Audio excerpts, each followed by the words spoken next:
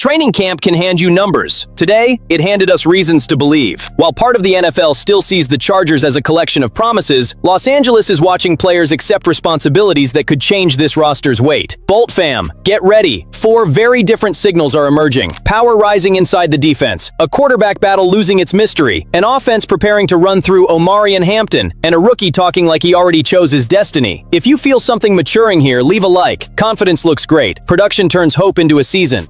The first reason to believe arrived with controlled violence inside the defensive line. Justin Eboigbe did more than enjoy a strong 8th day of camp. During the Chargers' second full pads practice, he controlled the one-on-one drills, won 2 reps, and carried that impact into 11-on-11 work. He created pressure, batted down a pass, and made a special teams play. Different situations, same result. The staff had to see him as part of the answer. Chris O'Leary confirmed Eboigbe's rise by placing him at, or very near, the top of his position room. The coordinator praised something more valuable than a practice clip: Eboigbe's daily commitment to becoming his best self. Talent opens the door. Commitment keeps a career moving after opponents adjust and the season stops feeling new.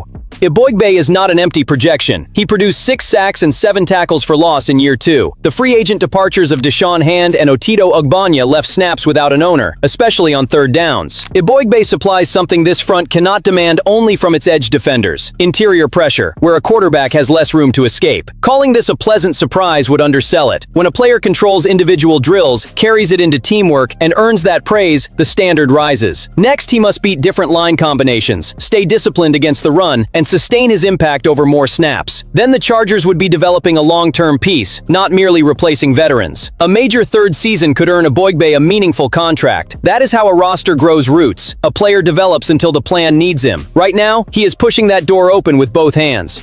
From growing certainty on the defensive line, we move to a competition that began with curiosity, but now appears headed toward a predictable conclusion. DJ Uiagalelei earned his offseason attention. The undrafted quarterback showed better command, steadier mechanics, and enough growth to spark a QB2 conversation. Creating the debate was already a win. Beating Trey Lance, however, required more than flashes. DJ needed to change the rep order and shake the staff's confidence in the veteran. That has not happened. Lance has taken every second-team rep. Workload does not formally end a competition, but it reveals where the organization is investing its preparation. A possible change would likely create a more even split. Instead, Lance remains Justin Herbert's backup, and Uiagalelei remains QB3.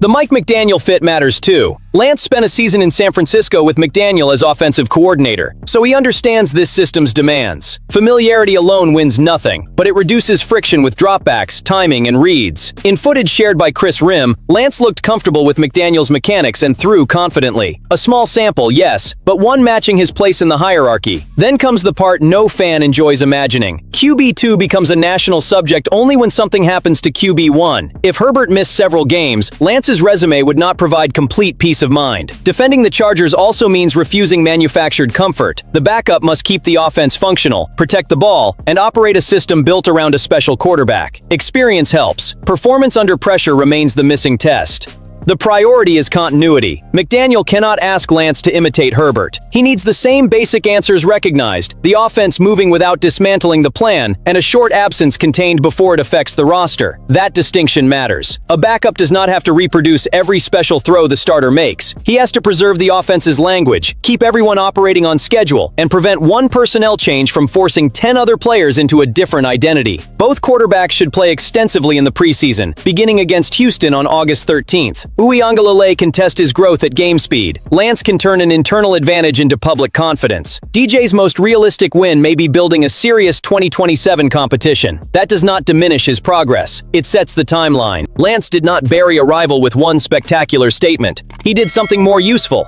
understood the assignment, held his ground, and gave the staff no reason to move him. At a position where chaos wrecks seasons, stability matters. Real snaps are coming, but much of the mystery is gone. After discussing who must be ready if Herbert leaves, we return to the picture that makes your heart race. Herbert playing, Mike McDaniel designing, and Omari and Hampton carrying the offense's center of gravity. This system may create beauty through the air, but its foundation starts on the ground. Los Angeles signed a blocking tight end, a true fullback, and guards fitting that vision. The intention is clear: run inside out and make defenses feel the offense before decoding it. Hampton can turn that structure into identity. This goes beyond giving a talented young back more carries. He can become the engine controlling everyone else's behavior.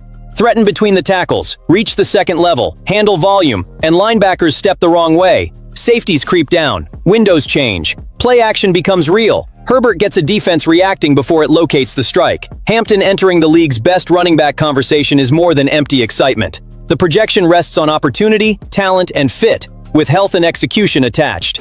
Camp awards no crowns, but it reveals priorities. Hampton's comments about McDaniel's system already have fantasy players watching his possible volume. The real impact reaches beyond fantasy. A dependable ground game reduces the difficult downs Herbert must solve himself. It helps a line still searching for its left guard, rests the defense, and lets McDaniel change formations without abandoning the central threat.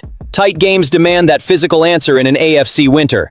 Identity creates another advantage. If the same personnel can run with force and threaten through the air, opponents lose pre-snap clues. McDaniel hides intent without substituting, and Hampton influences plays without touching the ball.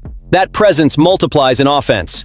An attack waiting on quarterback genius feels different from one moving together. 4 yards, then 6, then a run shaking the stadium.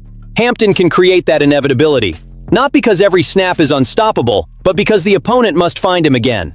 That feeling can change a team emotionally. Instead of waiting for Herbert to rescue every series, all 11 players can create the pressure together, block after block, until a defense begins bracing for contact before the ball is even snapped. Expectations should be enormous without placing him at the top prematurely. Health, ball security, blocking reads, and consistency against adjusted boxes come first. If they connect, Hampton can set Sunday's rhythm, and Herbert will not need a miracle every drive. Then we reach the player who refuses to wait for the league's confidence. Akeem Mesidor has decided he belongs. The Chargers selected him 22nd in the 2026 NFL Draft, and he entered camp carrying questions attached to a bold first-round choice. Rather than soften expectations, he raised the temperature. Mesidor does not believe any 5 offensive linemen can block him consistently for an entire game. That is a massive statement from someone yet to play an NFL game. I understand the response. Prove it Sundays. Plenty of players have won interviews before tackles dismantled their plan. Confidence becomes noise without production. Mesidor's words, though, have visible signs behind them. His explosiveness has stood out since camp opened. That first step keeps appearing, and the rookie has earned opportunities beside Khalil Mack. The staff has not crowned him. The Chargers are measuring his talent next to a veteran who understands the profession. Mesidor is asking questions and absorbing knowledge from one of his generation's great pass rushers. That combination wins me over. He neither shrinks nor pretends to know everything. At Miami, he reached quarterbacks and contributed against the run. Los Angeles bet on those tools translating.